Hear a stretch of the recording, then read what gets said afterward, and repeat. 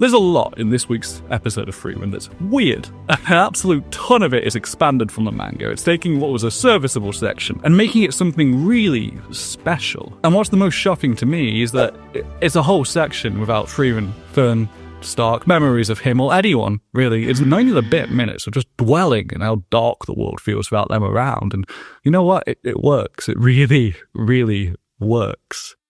Anyway, some spoilers for episode 6 of Frieren Beyond Journey's End Season 2. This has taken a section that I didn't expect the biggest things from, and it's made it something really unique.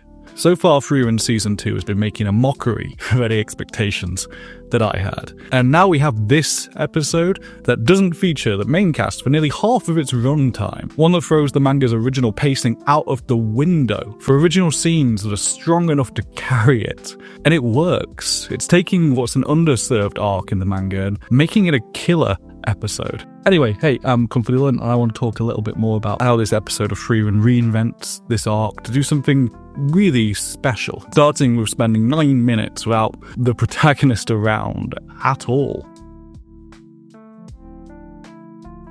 The latest episode of Frieren isn't about Frieren. Nah, it's about this guy. You remember him. He ran a mage test. He was kind of a jerk. Not very three-dimensional back then. You remember him, though, vaguely. Plus this lady who was weirdly appealing back in those mage tests. But not much going on with her up until now. And these guys, our actual cast, where are they? They're gone. They're asleep. They're doing other stuff. It's not even focusing on characters that have been fleshed out as side characters. It really could have been Ubel doing this. It's not. It's two people who were quite surface level when they were introduced, had some cool elements to them, but they were just sort of there. And from the off, this episode feels different because we're following them instead of the normal batch of characters. That's just for a little comparison. In every Season 1 episode, the core cast, one member of those three or the old party show up really quickly. Normally in the first scene, there's at least one of them. Even in the mage exam, the longest we get is this episode. But clone Frieren, she appears really quickly in that episode, so it still kind of counts. And here they're missing the 9 minutes. So what are we doing for essentially a whole chapter's worth of time? Well, we fill it in a lot of places by seeing a massive expansion on the manga's content. It's something that's been done quite a bit in Season 2. This week it's been for drama, but so far it's been more often done for gags. Like Frieren cries for one panel or a whole cutaway gag. That kind of thing, you know, there's these extra animation moments. But here there's this massive expansion to flesh things out dramatically. Not just by coming up with something new, though. They aren't original filler plot lines or new scenes that visually paint around what was just an implication in the manga. I think it only really works because of the strong baseline of the story and characters that was established before. What's actually being shown here isn't anything new, it's just picking up smaller elements of the manga and zooming in on them. And it mainly works because it's playing around with elements that were actually quite well established before. For these 9 minutes without the main cast, it's entirely building off of that work that was done. It's painting in a bit of colour beyond the panels in the manga without changing the full picture. Let's look at that opening scene, which is a complete anime original. By the way, the manga opens this arc with this scene, an establishing shot. But for the anime, they've taken that establishing shot, the aftermath of what happened, and filled in the colour. Metaphorically, I mean, because there's not a lot of colour here. It's a scene I think is worth looking into a bit more, though. Let's analyse this a little bit. This is an important establishing scene. It's a sequence which sets the tone for the whole arc, but one that's done entirely visually. Maybe as an anime original scene, it was better to keep it in silence than write new dialogue, you know? I mean, there is some noises, but it's not like a monologue. From the start, the colour in this section is really striking because it's like 80% gone. It's really pale, you know? The colour is just washed out. This entire episode before Frieren and the gang show up is dark. It's dark thematically, but it's just very grey and pale in colour. The whole place is covered in fog, which is a nice hint at the threat that's coming, but it's establishing a world without the main cast, and that world's grey. We get to see actual fear, not just the aftermath. We cut from point of view shots, all from the view of this man in hiding, to just short cuts of the terror that demons can inflict on a town. The experience of the village is the focus of the shots, not the demons. It pulls that focus to hide who is actually doing it. The cuts, the framing, it's to put you in the mindset of this man. It's panic and destruction. The exact identity doesn't really matter when your world is crashing down. It's all to empathize with someone who only gets a brief appearance. To build that connection with a random person while the main cast is missing. There's impact and weight to their movements here. These guys are the only humans who really get any focus or colour. The splash of red on their coats, that's it. As the one bit of hope the village has left. That red, that's what it's for. It's a striking sequence, and the colour is used very deliberately here. It's competent people experiencing an awful attack, the grief of children, a hometown, a completely unique piece of culture completely erased. I think this sequence does a fantastic job of showcasing the demon's power, much more so than the manga does. It really builds up the idea of what they're capable of, with the music and the lack of colour, that eye shot. It establishes a tone and severity to the attack that takes a little longer. It also massively delays how long it takes to see Frieren, Frieren, and Stark, because these kinds of scenes aren't as possible without them there. This is the world without the plot armor of the protagonist. We even get to see the message being sent to, call people in. It's ultimately a scene which serves one purpose, a little build-up. But in the way it's presented, it tonally achieves a lot more. We could have had any basic scene of the demon attack to start this episode off and sell the stakes of the arc. That was known as a danger. But it's directed with such flair. The colour alone sells such a contrast when that opening with its pretty sky blue kicks in. We're such a long way from Fortress City, dates, and hot springs, aren't we?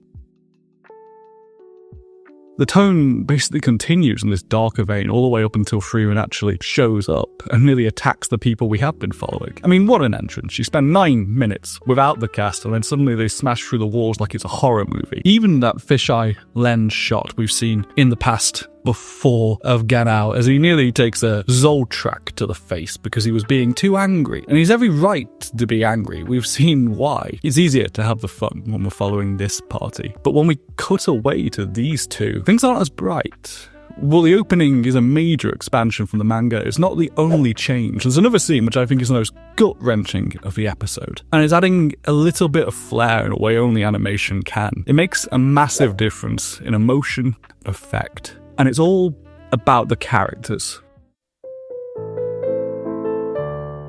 Fleshing out a character or a central clash of ideas, that's the groundwork for a story. And since Frieren took so much time to dwell on the first-class mage exams just an arc or so ago, we're actually really well set up from the first episode of this grim, dark, demon-hunting spin-off, these two putting down insurrections in the northern lands.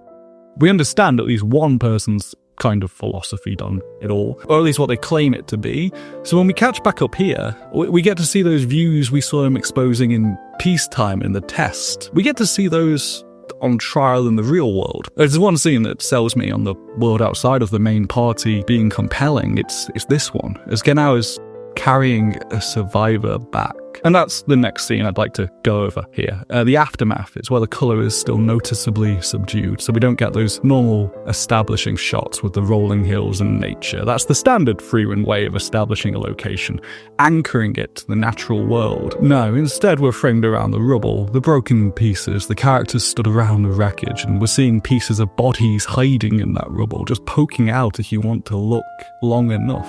These angles are missing in the manga, the shots are different, the framing adds something. It just doesn't let up. The constant views of destruction from the ground level. That floor view takes away the surrounding nature we normally have around the settlement. It's just the cold aftermath that we get to exist in here.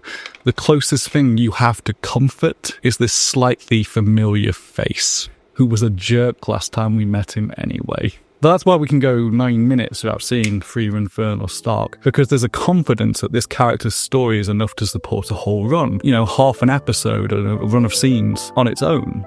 And the story is this one, that was the right call. Genau is using detachment to deal with his emotions, swallowing them up, and fittingly we get detached from him in these moments in the village, where he could just be monologuing to camera, or instead not even seeing his face, as he pretends to have no attachment to this place at all. The number of times he can repeat to himself that he doesn't care, whereas once he finds the survivor, that things kind of escalate. We get more of the shot of the survivor in the rubble compared to the manga, which, after seeing his point of view earlier, it just goes a lot further to humanize what happened here. Genau being just comforting. Despite not caring, he's laying it on kind of thick to try and give the baker a nicer thought before he goes. It's a kindness from someone who frequently likes to tell people he isn't capable of that kind of thing anymore.